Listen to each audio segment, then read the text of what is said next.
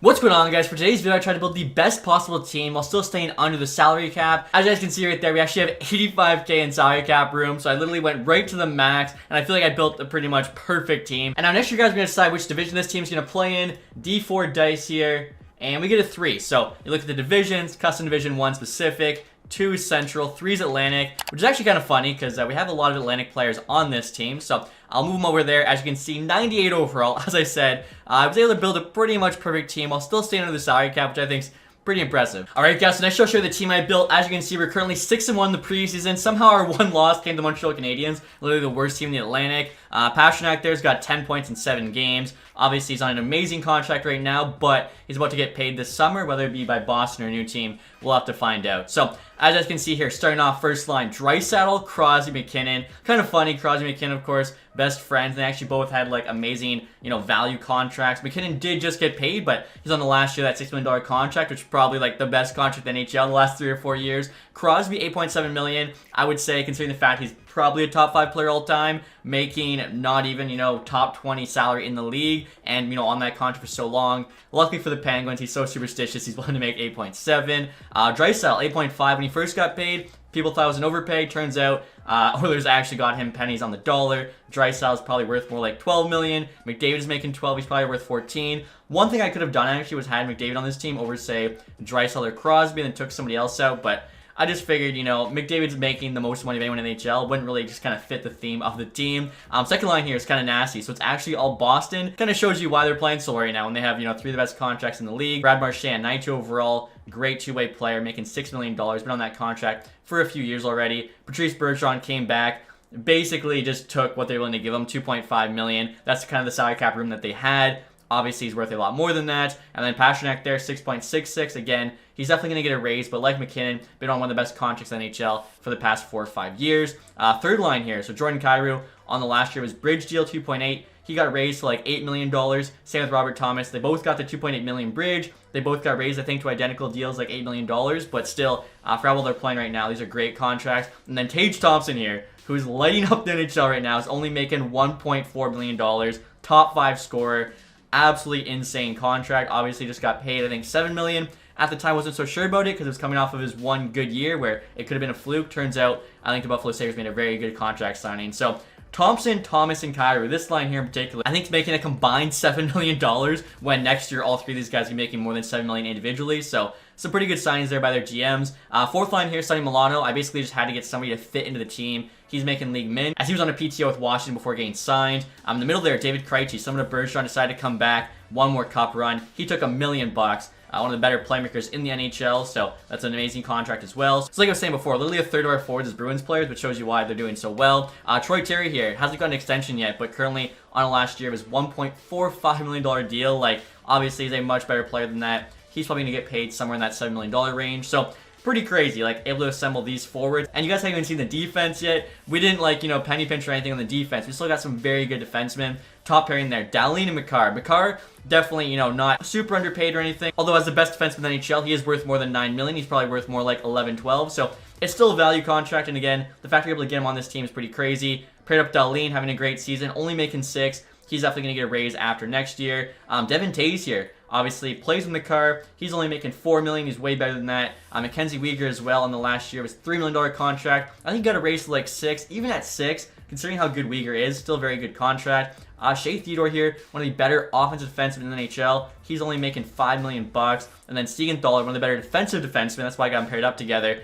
He's only making $1 million. Now, he did get extended for like $3 or $4 million, I think, which honestly is still not a bad deal, but obviously nowhere near as good as this $1 million contract. How Siegenthaler and Theodore, who should fit together perfectly, really good offensive defenseman, really good defensive defenseman, are getting -1 chem. I don't know, but the entire top 4 gets a +5, luckily. I would have Tays playing with McCarr, but unfortunately you can see we lose a +5 on the second pair. So, team stacked. Goaltending-wise, Sorokin's our starter. One of the top 5 goalies in the NHL. Easily, probably top 3. He's only making $4 million for the next 2 years. Backing him up, Stuart Skinner. He's having a really good season for the Oilers right now. Made the All-Star game. He's only making $750K. So, that doesn't really play that much. I was basically trying to find the best goalie I could that was making league min, and Stuart Skinner fit that bill. I think we also could have got Daniel Vladar, but I figured Skinner made the All-Star team, so why not use him? Now, quickly here, guys, I'll show you the special teams. I mean, like, look at the first unit. The fact that this team literally could be a team in the NHL. They fit under the salary cap, is insane. Like usually when you see a team this stacked, they are well above the salary cap. I just can't wrap my mind around the fact that an amazing GM could actually, you know, put this team together. Obviously never gonna happen. You gotta get so lucky. Like so many of these guys took big time hometown discounts. A bunch of these guys kind of popped off after signing bridge deals. Even the best GM ever couldn't make this team, as you would have to literally be able to see into the future, which unfortunately no GM can do yet. Now before I show you guys the team ratings and jerseys, quickly here I'll show you the captaincy. As I mentioned, Crosby's had such a good contract for so long, had to give him the C. McKinnon, of course, really good one, gave him one of the A's, and then Bergeron coming back for $2.5 million on the Bruins. I think it's a big reason why, you know, they're doing so well. Gave him the other A. Now, as mentioned, guys, next I'll show you the team ratings and jerseys. So I decided to go with like brown and black there. Right there, you look at the home, the away, and the alternate, which honestly is probably my favorite, which I think I say a lot of times for these custom teams. And the logo too, you can see is like this bandit guy. I figured the team name's Salary Cap. He's wearing a cowboy hat. Cowboy hat's a type of cap. That's kind of why I went for it. Now look at the ratings here. 100 offense and defense. 91 goaltending. Obviously, if we're running Sorokin most of the time, we'll be fine in net. So yeah, for this team, it's definitely cup or bust. We'll see what happens. A few moments later. Alright guys, we're at the end of the season now with a record of 53, 21, and 8. Obviously a solid year, over 50 wins, but considering how good this team was, I feel like they honestly should have performed even better. We got 114 points there, first place in the Atlantic Division. We'll see where we finish the entire league. Pasternak there, over a point per game with 86. 17 scoring sets to medium, shots at high. I feel like he could have done better, but I guess because our team's so stacked, he probably wasn't just getting the ice time. So we'll see here, 114 points. Does win the President's Trophy. We actually had a 5-point lead there in the Maple Leafs, who got second. I'll see how everyone else on this team did. I feel like most of these guys, even if they're getting less ice time, should have performed. Bergeron also up over a point per game. Marchand 81. That's kind of crazy. So the Bruins line popped off, just like they are in real life. And they were actually the second line, so getting less ice time. And I think, too, they only got a +2 chem, whereas the first and third line both got a +5. Time on ice, yeah, 18.5 minutes, so nothing crazy. McKinnon there, almost a point per game. McCarr there at 76, really good as a D-man, might win the Norris. Draisaitl only 68, same with Crosby. I feel like both those guys could have done better, especially with the ice time they're getting. Tage Thompson, 55. Dahlin, basically 50. Theodore, 37 is not bad. 34 there for Robert Thomas. Uyghur, 33. I mean, honestly, not too terrible. Taves could have done a little bit better, I think, playing top 4. Rest of these guys, you know, bottom pairing D, fourth liners, not too bad. Sorokin stats here, 909 save percentage, 2.59 goals against. Pretty solid numbers. So I'll take a look here at the entire league. I feel like 86 points, not going to be enough. Connor McDavid, 111. So yeah, he won the Art Ross trophy. I do like where my kind of custom roster's at, because McDavid seems to usually win the Art Ross, which is the case in real life. So that's good to see. Stammer there had a big year, 98. Same with Dylan Larkin. I think the Red Wings actually beat us like 6-2 first game of the season. Draisaitl and the Oilers there, 98. Barkov, Jack Hughes, Aho, Kane, McKinnon. So a lot of the players on our team are at the top of this list, but they're not the guys that are actually playing for our team, unfortunately.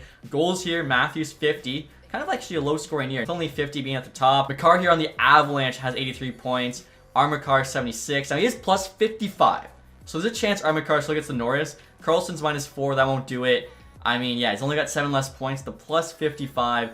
That might be enough. Let's see. Goaltending stats here. Sorokin had the most wins for us. Save percentage wise. Matt Murray, .922. John Gibson actually tied. Kind of surprising, honestly. And then the best goals against here for a starter is Skinner there. And then Shesterkin. Sorokin there, not too far behind. So I feel like Sorokin could be getting the Vezina. But we can start the playoffs now, guys. And look at this. In the first round, we got the Boston Bruins. Again, we literally have 4 Bruins players on our team. So we'll see what happens if we lose. We're so stupid. We have their best players, and then we have a bunch of other really good players. Okay, so we win the first 2 games. Now we're heading to Boston. And we actually sweep the Bruins. Okay, so maybe this is like a playoff team, because we do have, you know, a good amount of veterans on this team. We got some good two-way players, you know, with Bergeron, Marchand. We got the Maple Leafs up next. Okay, so they were the second best team in the NHL this year. We're going to have home ice advantage the entire playoffs. 1-1 through the first 2. We actually win our first game, though, in Toronto. We just have to win one more game here in the next 3, which we do. So we beat the Leafs there in 5. And now we have the Red Wings here in the Eastern Conference Final. You got the Avs and the Vegas Golden Knights there in the West. The Red Wings beat us game 1.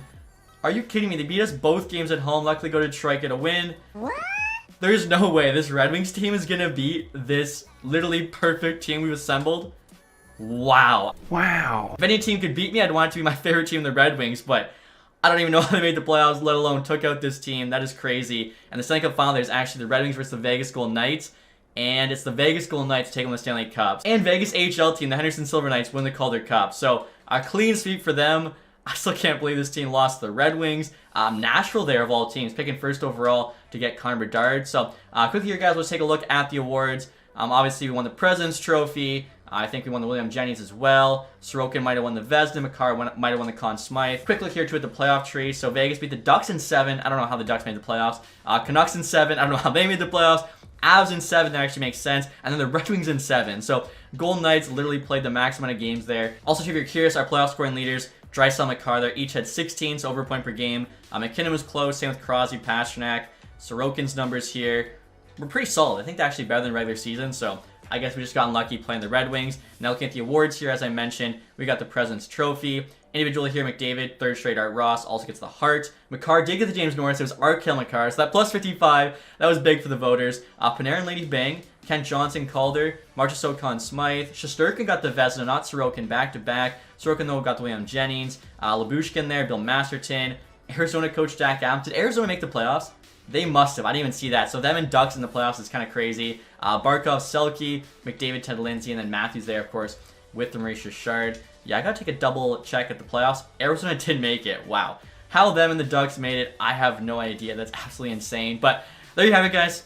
Even the best possible team you can make on the salary cap can still lose in the playoffs in the sim because it is just that luck-based. But still, hopefully enjoyed this one. If you did, leave that thumbs up. If you guys haven't subscribed yet, hit the button down below. Thank you guys so much for watching. Have a nice day. Goodbye.